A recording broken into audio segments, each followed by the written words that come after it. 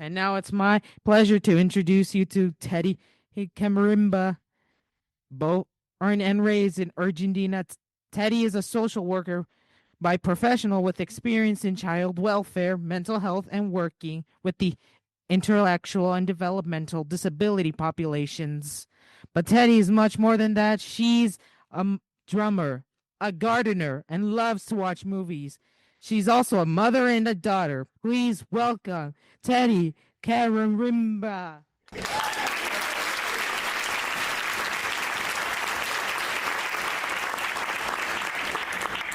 I'm already crying before I speak. Thank you so much, co-host. That was so wonderful. I loved watching you just do your thing, ASL and all that. Thank you so much. All right. Wow, what an evening. Good evening, everyone. It's an honor to be here before you today. My name is Teddy Diana Kemirembe, and I use she, her pronouns. I would like to thank the Developmental Disability and Early Childhood Supports Division for giving me this opportunity to speak today at this very important legislative forum. I come here today as a mother of two lovely, beautiful girls. You'll hear some making noise there. That's Sabella. With developmental disabilities. As the daughter of an aging mom, and my mom is here too. My mom has always been my primary support, and she is also a paid provider for my girls. I'm here as an immigrant, as you can tell with my accent. I'm born and raised from Uganda. Those of you who haven't been there, I would encourage you to visit. It's in East Africa, close to Kenya, Tanzania, Rwanda, Congo. I think you've heard, but that's where I come from. We speak a lot of languages. So the most one is Swahili. So I'll say jambo, which means hello. Jambo. Yeah. As a 2 times cancer survivor and a survivor of domestic violence, I am also a current co-chair for Washington Immigrant Network, which is a business resource group for all state employees and previous state employees or anyone who is an immigrant who wants to join us. And I'm also here as a community engagement advisor with the state of Department of Social and Health Services. And we recently are going through what they call Reimagine. Have you heard about that? Yeah, so now from DDA to Developmental Disability Community Living Services, something, and I don't know because it's a lot. You can report back to them that I said that actually. I also stand here today as a firm believer in what is possible when we lead with equity, dignity, and love. And those are not just buzzwords, actually. In our community, and when I say our community, I mean all the intersectionality that I just mentioned above. Inclusion isn't a favor, it's a right. And today, we gather to protect that right for every child with developmental disabilities, every sibling navigating invisible burdens, and every caregiver holding it all together. I was hoping they will show my slides. I don't know who was supposed to do that.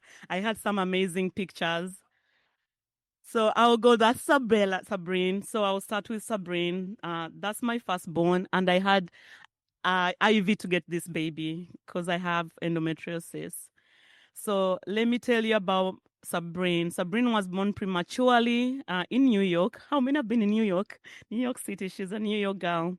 And she was in NICU for almost 2 weeks. Actually, that's why she got autism. At 2 years old, she was diagnosed with autism. Then she was not speaking. So we had to do a lot of speech therapy, occupational therapy, and then later on, applied behavioral analysis, which is ABA, which was hard to get, actually. It took us almost 2 years, just as one of the co-hosts said, to get that. So that's really real. With consistency and calling out of work to take her for services, thank God, at 9 years old, she actually started speaking, asking for ice cream. Though she may struggle to understand because she just imitates things that she watches on YouTube. It takes others long time to understand her. She's a loving and funny girl who loves drawing, music, and of course water. It's always water that I worry about as a parent, and the wandering was a big one too, because as they wander, we know it's not safe and they can die. I'll move to Sabella, the one who was making the sounds. So my other one is Sabella. That's my lovely Sabella there. She's now 10 years old. At 3 years old, she stopped speaking. And at 5, she stopped walking and using her motor skills. And that was a time when we had COVID, actually. We thought it was COVID related, but there were no diagnosing kids at that time with COVID. We were always in the emergency room. After a long advocacy, I call it fighting with the doctors, actually. She was misdiagnosed with autism. As a social worker and as a profession with masters in social work, it was so hard for me to understand why I was going through what I was going through. Most of my experience in child welfare, mental health, and IDD population did not actually matter. With a lot of things going on, that's when they asked for, oh, can she have a genetic testing and EEG, EKG to find out what was really going on. That's when they said she can see a neurologist after all those years. Then they said she may have Rett syndrome. I slept on my laptop reading about Rett syndrome and what that really meant. I had never heard about it. A lot of people, including doctors in Washington, have also not heard about Rett syndrome. You'll be surprised. For over 2 years, we were going to Texas for specialized services. That travel stopped this year. Even though Sabella still needs treatment, I canceled our trip because of fear of traveling due to immigration and customs enforcement, commonly called ICE, the ice that you don't drink, actually. So much is happening around us as immigrants. Though I'm here legally with a green card, I'm still afraid to travel. I know I'm not alone. I have heard from other parents like myself who are even afraid to go to their children's school or even church. Even doing normal things that we do, shopping, we're just afraid. Right now, Sabella is doing better. She is she's one of the first individuals to be on a FDA approved medication for Rett syndrome called Debu. And actually it took me a lot to get it because of insurance and all that. Next slide. As you may know, as I said, my mom and the girls and me, as we navigate these times together, I know that we have support and that we are not alone. For me, I strongly believe it takes a village to raise a child. My main support has always been my mom, but as she's aging, she no longer she doesn't drive actually, and now she also has a lot of medical appointments, and I now have to take her for all these appointments. I find myself saying, oh my God, I'm part of this sandwich family or sandwich generation. I wonder how many in this room are. The school also has been my support. And sometimes I wonder what I would do without school if the school bus stops coming, actually. I know the school may not be a support for many. I have had some parents express concerns with some schools not really supporting families, especially when it comes to behavior associated with IDD or following the IP rules.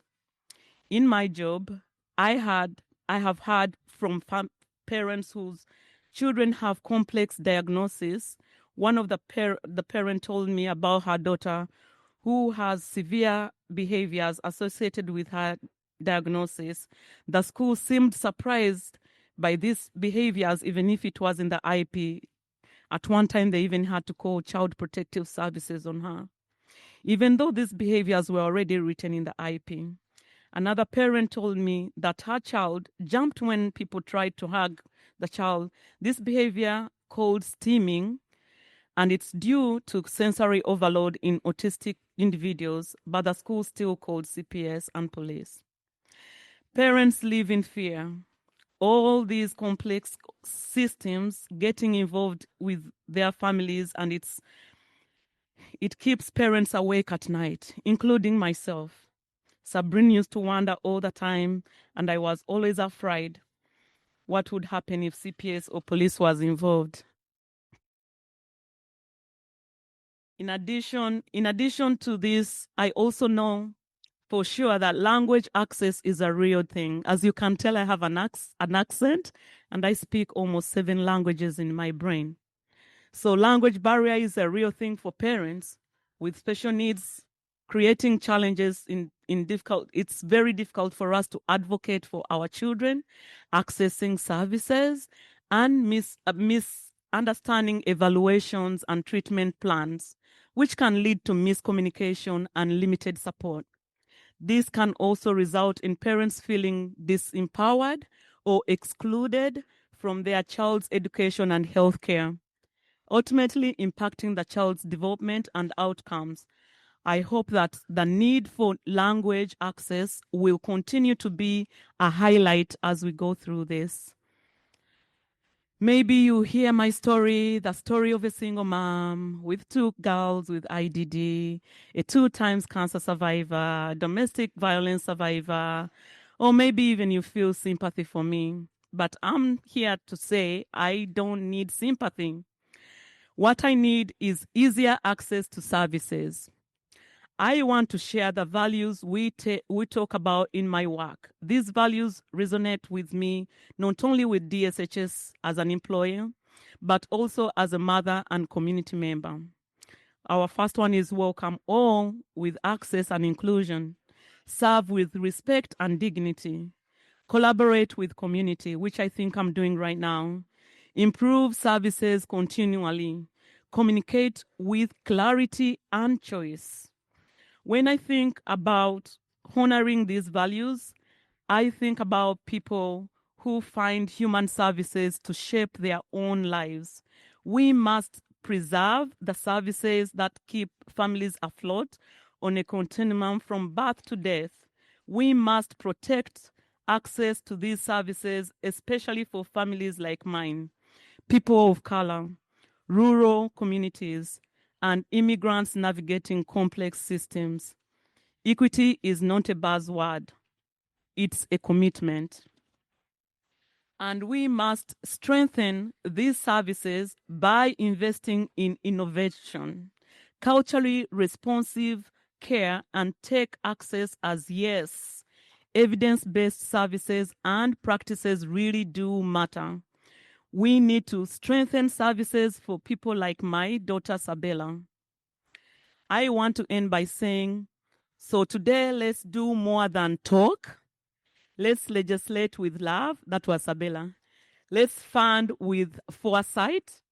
Let's lead with courage, because when we preserve, protect, and strengthen, we are partnering together to create the lives we all want to live. Thank you for listening, and thank you for being here today.